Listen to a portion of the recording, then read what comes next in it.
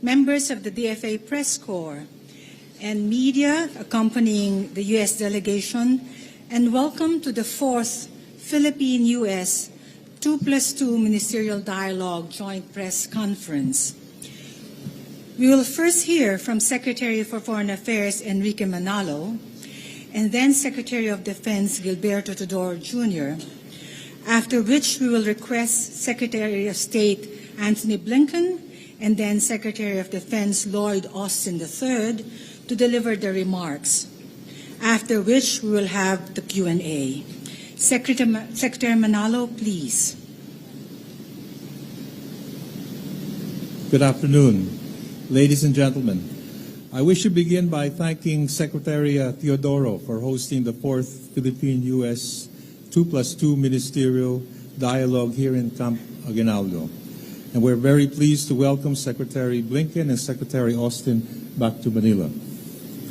The alliance of our two countries is historic, shaped by our adherence to democracy, social justice, and the rule of law. For over 7 decades, we have demonstrated its dynamism as we jointly respond to common challenges. Our cooperation has contributed to the preservation of peace and security and brought about opportunities for our mutual growth and prosperity. The Philippines values the United States' ironclad commitment to the alliance and remains steadfast to the positive trajectory of our bilateral relations over a range of initiatives. From the launch of the Luzon Economic Corridor and the conduct of Balikatan exercises both in April 2024, our alliance is robust, multifaceted, and serves the greater regional interests. These are just two of the significant headways we have accomplished in the last 24 months that deliver on our alliance commitments in the broadest sense. And there's more work to be done, and we will continue to forge ahead. Our meeting today provided us an opportunity to assess progress on our bilateral cooperation since the last 2+2 dialogue in Washington, D.C. We had very productive discussions in areas such as trade and economic cooperation, infrastructure, and security cooperation. The alliance is broad-based and supports efforts towards the achievement of Philippine development goals. We will be issuing shortly a joint statement that outlines the details of our discussions and commitments. Let me speak briefly on the issues concerning economic development and resilience. We reviewed what has happened over the past year, and we were gratified at the depth and breadth of the economic engagement of our two countries. From the first ever preferential trade and investment mission led by Commerce Secretary Gine Ramundo, to the co-hosting of the Indo-Pacific Business Forum here in Manila, and to the series of dialogues dealing with aviation, science and technology, energy, space, and cybersecurity, we have done much and accomplished much equally in charting a path towards our objectives of stable, sustainable, and secure economic growth. We are committed to following through on the ongoing cooperation with the Millennium Challenge Corporation and the Indo-Pacific Economic Framework and the Partnerships for Global Infrastructure and Investment. In this regard, we look towards identifying and implementing projects for investment in the Luzon Economic Corridor. Finally, on people-to-people ties, we laud the work of the Philippine Fulbright Commission and the USAID in the harnessing of educational cooperation and development assistance. We are also excited about the ongoing work with the Millennium Challenge Corporation on a threshold program. Let me end by emphasizing that the Philippines will continue to uphold and protect the rules-based international order in the midst of a regional landscape that is significantly under stress. In our discussions, I have conveyed the situation in the West Philippine Sea and the South China Sea, and that it remains a priority to our government. In line with our treaty obligations, we discussed recent developments and committed to continue our work together in upholding Philippine sovereignty, sovereign rights, and jurisdiction. I would like to thank again my partner, Secretary Teodoro of the DND, and our counterparts and friends, Secretaries Blinken and Austin, for the candid, constructive, and comprehensive discussions we had today on this historic, first ever Philippine-U.S. 2+2 Ministerial Dialogue in Manila. I truly believe our discussions, and more importantly, our firm commitment to Philippine-U.S. relations undeniably demonstrates that our alliance is ironclad. Thank you. Thank you, Secretary Manalo. Secretary. Good afternoon, ladies and gentlemen. It has indeed been an honor to welcome Secretaries Blinken and Austin, and Secretary Manalo to Camp Aguinaldo for today's 2+2. Today, as we convene the fourth 2+2 meeting between us, we continue the important conversation that began between our defense establishments in 2002, not only in words, but backed up by concrete accomplishments. We thank the U.S. government for the continued assistance in building up our capabilities, which will provide a tremendous boost in order for us to establish a credible deterrent to unlawful foreign aggression. We discussed security assistance roadmap that will bolster our sustainability, interoperability, redundancy, and effectiveness. We discussed ways and means of enhancing our cooperation and to ensure that the Philippines becomes an effective upholder of international law under a free and open global rules-based order. We will ensure more frequent and regular policy and operational coordination. We will also bolster maritime cooperative activities and expand coordination with Japan and Australia and other like-minded nations, not only in these areas, but in joint exercises and training as well, where applicable. We agreed to fully implement EDCA projects and to increase investments in EDCA-agreed locations. In this period of climate change uncertainty, this will certainly help our HADR efforts once these projects are completed. We will cooperate in cybersecurity by advancing the capabilities of both the DND and the AFP, not only in terms of capabilities, but also in terms of cooperation in threat detection and protection and in joint advanced technological development. We are optimistic that with robust cooperation in 4 dimensions, land, sea, air, and cyber, extensive interoperability both bilaterally and with like-minded nations, the U.S.-Philippine alliance will be a significant contributor to regional peace and stability under the regime of international law. Thank you. Thank you, Secretary Teodoro. Secretary Blinken, you have the floor. Thank you very much, and it's very, very good to be back in Manila. This is my 3rd visit here as Secretary, my 18th trip to the Indo-Pacific over the last 3.5 years. But let me begin by first expressing condolences to all of those killed, harmed, displaced by the recent typhoon and flooding. I'm able to announce today an additional $1 million in assistance to help bring food, emergency shelter, logistics, and other aid to all of those who've been affected. I'm grateful to our colleagues, our friends, Secretaries Manalo and Teodoro, not only for hosting us, but for the very good, very productive sessions that we had throughout the course of today. It's very good to be here with my friend and partner, Secretary Austin. We were just together in Japan for a 2+2. This is a reflection of President Biden's transformative leadership in the Indo-Pacific. Last year in Washington, President Biden and President Marcos set out an ambitious course for our partnership. And then in April, President Marcos was back in Washington with Prime Minister Kishida of Japan and President Biden to launch a historic trilateral partnership between our countries. As a result of these visits, but also the work that we're doing every single day, our relationship between the United States and the Philippines is the strongest that it's ever been. And today's talks built on that unprecedented momentum in a number of very concrete ways. Our armed forces are working on more shared priorities in more places than ever before. We're now allocating an additional $500 million in foreign military financing to the Philippines to boost security collaboration with our oldest treaty ally in this region.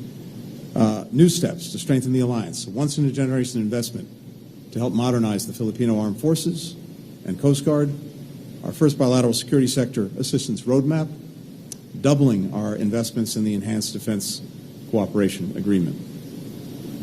Both of us share concerns, and many other countries in the region share concerns as well, about some of the actions that the People's Republic of China has taken, escalatory actions in the South China Sea, the East China Sea, and elsewhere. And this is something that we heard much about from our colleagues at the recent ASEAN meetings.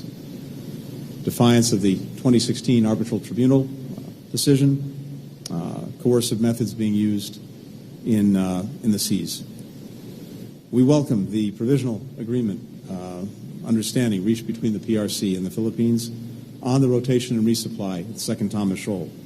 And we were pleased to see that the first resupply mission subsequent to that understanding went forward without incident. It's very important that that be the standard, not the exception. And as I said to the Chinese Foreign Minister when we met in Laos a few days ago, China must uphold its commitments to not obstruct the Philippines in their resupply missions.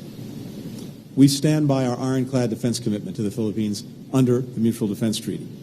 That extends to armed attacks on Filipino armed forces, public vessels or aircraft, including the Coast Guard, anywhere in the Pacific, including the South China Sea.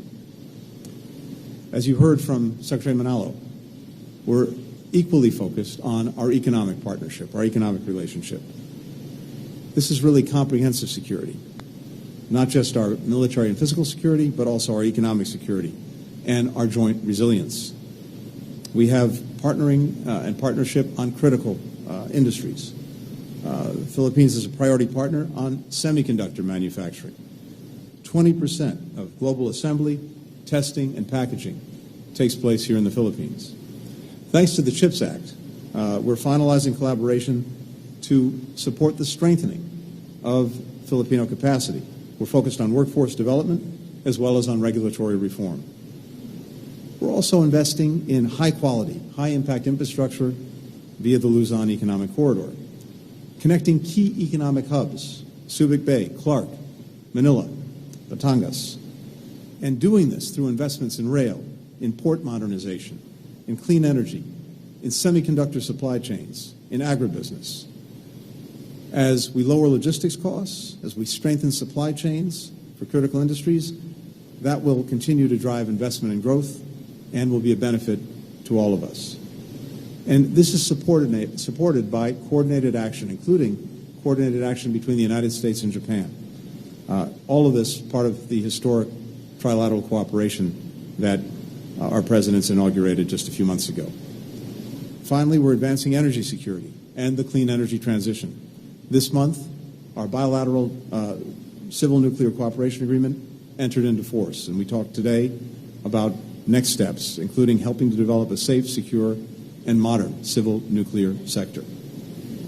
We are living in an incredibly complex moment, and as a result, the partnership between our countries is more important than ever, and our commitment to growing it now and for the years ahead is resolute. Thank you. Thank you, Secretary Blinken. Secretary Austin, please. Thank you. Secretary Teodoro, Secretary Manalo, it's great to be back in Manila for another 2+2 Ministerial Dialogue. Many thanks to you both for your tremendous hospitality. Before I begin, like Secretary Blinken, I am thinking about everyone who was affected by the typhoon and flooding here several days ago. Please know that the United States will always stand with you. As President Biden says, our countries share a strong partnership and also a strong friendship, enriched by millions of Filipino Americans living all across the United States. So we're here to build on that extraordinary foundation. We're working to advance our shared vision of a free and open Indo-Pacific. And together, we're taking bold steps to strengthen our alliance. Today, as you heard, Secretary Blinken and I announced that we are poised to deliver a once-in-a-generation investment to help modernize the armed forces of the Philippines and the Philippine Coast Guard. We're working with the U.S. Congress to allocate $500 million in foreign military financing to the Philippines. Now, this level of funding is unprecedented. and it sends a clear message of support for the Philippines from the Biden-Harris administration, the U.S. Congress, and the American people. Today, we also concluded the first ever bilateral security sector assistance roadmap. Now, that roadmap will ensure that our mutual investments go toward the most important capabilities. We also reaffirmed the Department of Defense that the Department of Defense intends to more than double our investments at enhanced defense cooperation agreement locations across the Philippines. President Biden's budget request this year includes more than $128 million to fund important EDCA infrastructure projects. And U.S. government investment in these locations extends beyond the Department of Defense. For example, USAID plans to pre-position disaster relief supplies at an EDCA location later this year. That will allow the department to work alongside our Philippine allies to rapidly provide humanitarian assistance in times of need. Now, during our meeting, we also reaffirmed that the Mutual Defense Treaty remains the bedrock of our alliance. And let me be clear. The Mutual Defense Treaty applies to armed attacks on either of our armed forces, aircraft, or public vessels anywhere in the South China Sea. Together, we also discussed how to make our alliance even more secure through technology and security and cyber cooperation. We reiterated our shared intent to conclude a general security of military information agreement by the end of the year. And that's crucial to our shared cybersecurity goals. And finally, we underscored the importance of working even more closely with like-minded allies and partners, including Australia and Japan. This is part of what I've described as the new convergence in the Indo-Pacific. And we can see that new convergence right here. The United States, the Philippines, and our other allies and partners are operating together more closely and capably than ever. And we're working together to ensure a free and open region. So it's been a great day for our alliance here in Manila. And Jibo, Enrique, Tony, thanks for your vision and your leadership. And I am confident that our two proud democracies will continue to deepen our alliance. So with that, we look forward to your questions. Thank you, Secretary Austin. Thank you, Secretaries. We will now proceed to the question and answer portion. We will entertain 4 questions, 1 each directed to each Secretary. May I call Liz Frieden of Fox News for her question directed to Secretary Austin. Liz? Yes. Thank you. Secretary Austin, having just spoken with Israeli Defense Minister Gallant yesterday, do you believe an Israeli operation in Lebanon is imminent? And can Israel fight both Hamas and Lebanese Hezbollah at the same time and win? For Secretary Blinken, the U.S. is investing an unprecedented amount of money and resources to the Philippines. Why now, and why is the Philippines relevant to a potential invasion of Taiwan? For Secretary Manalo, following your meeting with China's Foreign Minister Wang, he warned that U.S. intermediate-range missile deployment could start an arms race with China. Do you think that you're starting an arms race? Liz, that's 3 questions. It's supposed to be more. one question for Secretary Austin. I That will have one deprive more. the others of their question. So please, we will leave it to that, and we will see which questions will be answered. Yes, Secretary Austin, please. Liz, thanks for your question. I believe that you asked whether or not a fight was between Israel and Lebanon, or Israel and Lebanon Hezbollah, is inevitable, or imminent, excuse me. I don't believe that while we've seen a lot of activity on Israel's northern border, we remain concerned about the potential of this escalating into a full-blown fight. And I don't believe that a fight is inevitable. I think that we'd like to see things resolved in a diplomatic fashion. As to whether or not Israel can manage a war in Gaza and a fight in Lebanon at the same time, Israel will do what it needs to defend itself, and it's demonstrated that time and again. We've committed to helping Israel defend itself for whatever it takes, and certainly that's not a scenario that we'd like to see occur. We'd like to see things resolved in a diplomatic fashion going forward. And Liz, with regard to the foreign military financing, as you know, the Philippines has actually long been one of the largest recipients of foreign military financing in the Indo-Pacific, but the very significant additional investment that we're making in FMF, the $500 million, this is really designed to support the modernization of Filipino forces, Coast Guard, as they transition to focus on external defense. We're building on a lot of progress the Philippines has already made to be better positioned to defend their sovereignty. That is what this is about.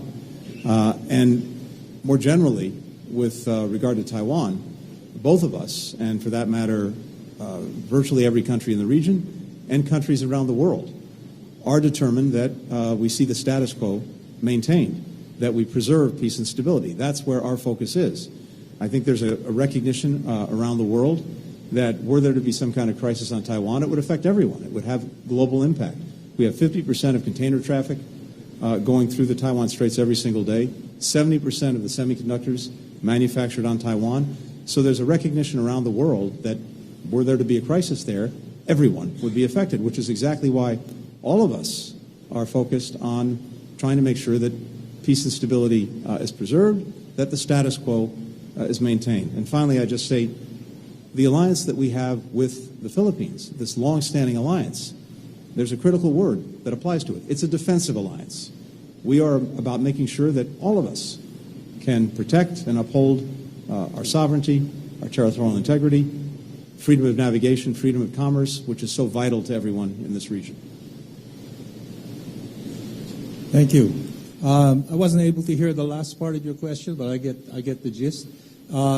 Regarding the supposed reference of Foreign Minister Wang Yi to the missiles, all I can really say is that first, these missiles are meant for our own defensive capabilities, our own ability to improve our defensive deterrence, and they're not meant for any offensive purposes. So I really can't see, on that basis, how it would lead to an arms race.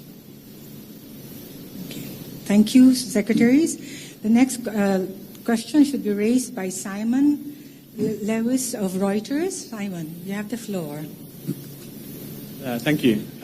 If you don't mind, I would like to put some questions to some of the different officials rather than just Secretary Blinken.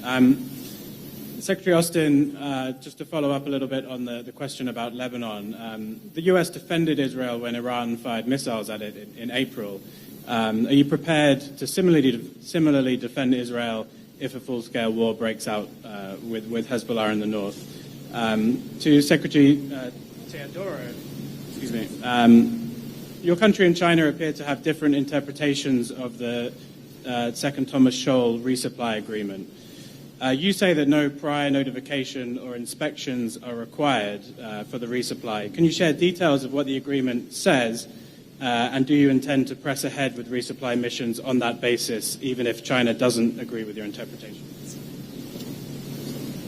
Thanks, Simon. You mentioned the actions that we took along with other allies in the region to help defend Israel in April. And I have to take this opportunity to applaud the tremendous work that we saw from our troops and also our allies that came together in a very short period of time and did absolutely magnificent work in my opinion. So your question is, if Israel is attacked, will we help to defend Israel? If Israel is attacked, yes, we will help Israel defend itself. We've been clear about that from the very beginning. But again, we don't want to see that happen. What we want to see happen is things resolved in a diplomatic fashion. Secretary Teodoro. On the gist of the talks made with China, I will defer to the Secretary of Foreign Affairs. However, suffice it to state that we will conduct regular and routine resupply missions in accordance with our duties under the Philippine Constitution and our responsibilities to our country. Thank you, Secretary Teodoro. Yes, we will, of course, continue our resupply missions. On the issue of notification, I think the more accurate term is exchange of information, which is exactly what we did with China, and both of us. And the fact that the supply was a relative success, I think, indicates that it's something that we are committed to pursue in succeeding supply missions, provided, of course, China also adheres to the understanding.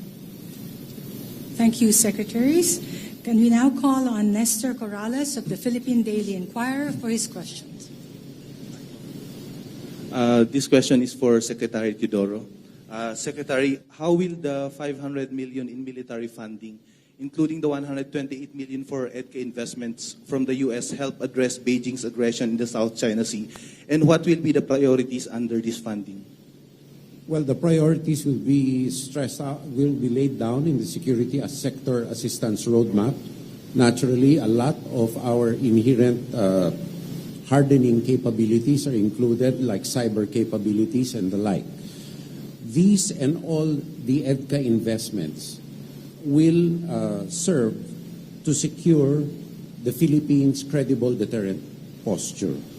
Every peso or dollar spent on hardening Philippine capabilities to defend itself and to deter unlawful aggression will be a plus against any threat actor, whether it be China or anyone.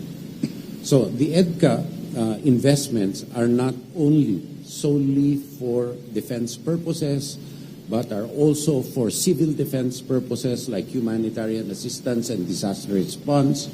They can be venues for joint cooperation and interoperability between the United States and the Philippines, and multilaterally with like-minded nations.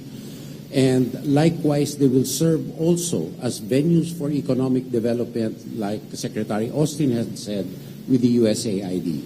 So these are not monodimensional, but multidimensional investments that will help the development of the country and help to deter unwanted and unlawful aggression by building a credible deterrent posture.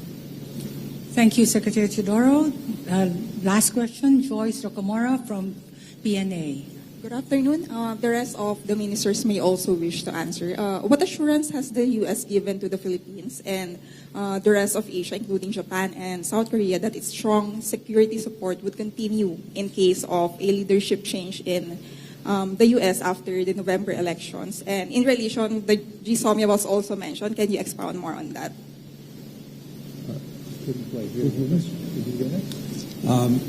It's addressed to, you're addressing it to all.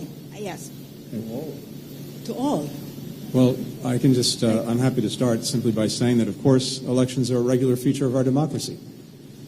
What's also a regular feature is a strong, long-standing alliance between our countries.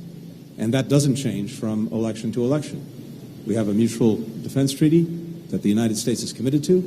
That commitment will endure, again, irrespective of administrations. And this has been a long and powerful story in our history. It will continue. I'll just tag on to that and say that, you know, we see and have seen and will continue to see bipartisan support for the Philippines in our country. And anytime that you see that level of bipartisan support in our government, you can bet that support will continue in good fashion. You know, I've said a number of times that we're more than allies, we're family. And I would also say that I cannot imagine a day when the United States of America and the Philippines are not the best of friends, the best of allies. So I think, again, we continue to enjoy bipartisan support, and that's going to happen going forward in the future. Well, I think I think I can only add to that and just say that the Philippine-U.S. alliance and friendship has withstood the test of time. We've officially been partners for 7 decades, but it even goes beyond that. And in all those years, our relationship has held firmly and, in fact, has only grown more productive. And, in fact, now we could even say our relationship is at a high point.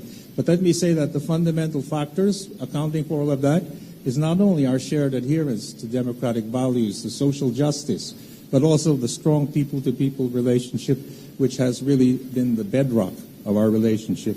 And I can say that aside from having shared interests, a shared strategic outlook, I think all those factors will combine to ensure that our relationship continues beyond perhaps 7 decades and even more. So I think that is the best way to describe the state of our relationship. I believe our relationship is based on 2 fundamental things. First is sustainability. Our engagements have always been on the principle of sustainability and not one-off, one-time things.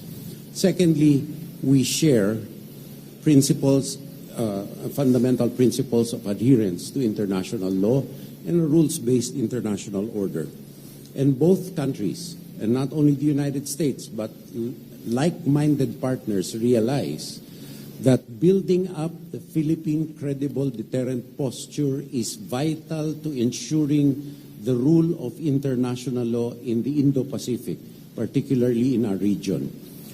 No partisan political position can denigrate from these fundamental principles because these are good things, right things that should be encouraged and developed. So I do not see any partisan political detraction from our positions because they are based on principle.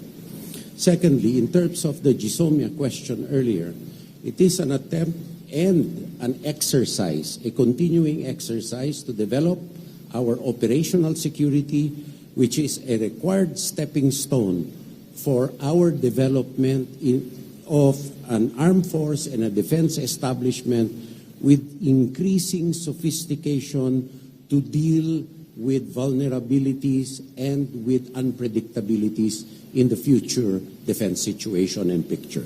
Thank you. Thank you very much. Thank you, Secretaries, for this joint press conference. Thank you, DFA Press Corps and members of the media joining the U.S. delegation.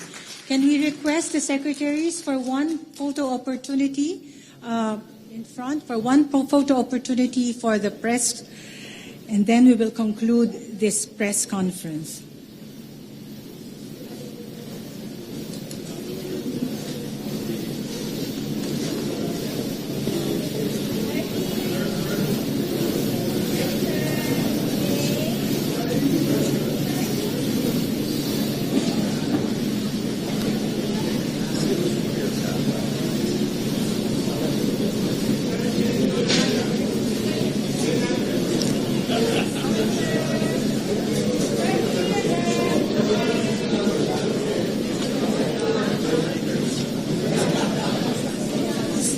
Thank you very much. That concludes our press conference. A pleasant afternoon to everyone.